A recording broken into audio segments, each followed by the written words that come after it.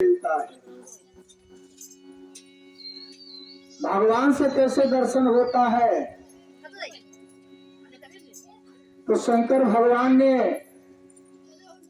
अपने शिष्य को समझाते हैं, भव सागर का रतन यही है, भव सागर का रतन यही है, जिसके पार नर मलता है, याद उसे करता है जो जिसे जीवन में भगवान मिला।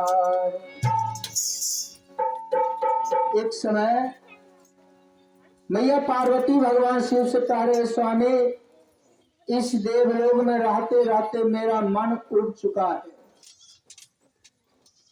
इसलिए मेरा विचार है जो स्वर्ग में जीवन में हमें कुछ नहीं मिला है, आपके पास रहते रहते अब मेरा उम्र बीत रहा है, लेकिन एक बार पृथ्वी लोक पर जाकर के देखेंगे कि वहाँ किस प्रकार रहते हैं वहाँ की मानव।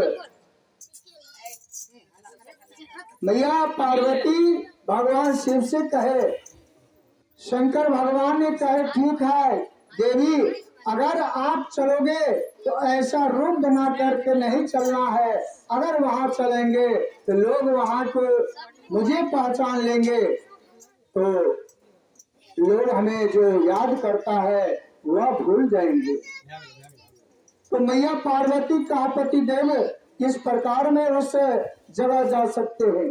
कहा साधारण सा वेश बना लो और जो पहचान नहीं सके। मैया पार्वती से कहा देवी ये जो आप आभूषण जो पहने हुए हैं, या आभूषण को आप जो है उतार दो और ऐसा आभूषण पहन करके चलो ताकि वह पहचान नहीं सके कि ये मैया पार्वती है। मैया पार्वती का आभूषण उतारने को कहा।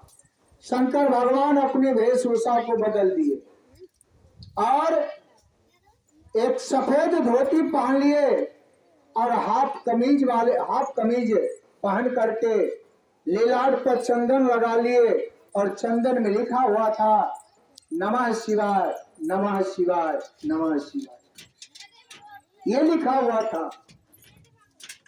जब मैया पार्वती भगवान शिव आपस में बात कर रहे थे तो मैया पार्वती के पुत्र गणेश आकर के मैया की आंचल पकड़ करके लिपट जाते हैं और कहते हैं माता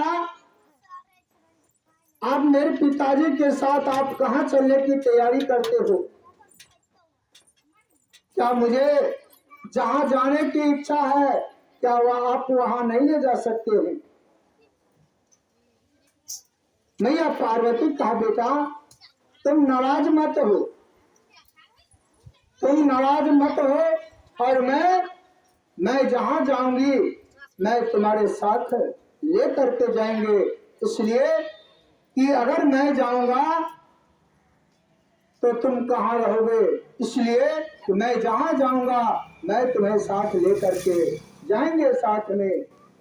मैया पार्वती अपने संतान को समझा रही थी और भगवान भोलेनाथ तैयार होकर के और आगे महादेव चलते हैं, बीच में भगवान गणेश चलते हैं, उसके पीछे मैया पार्वती एक साथ होकर के जा रही है। भगवान भोलेनाथ भगवान का भजन करते हुए जा रहे हैं।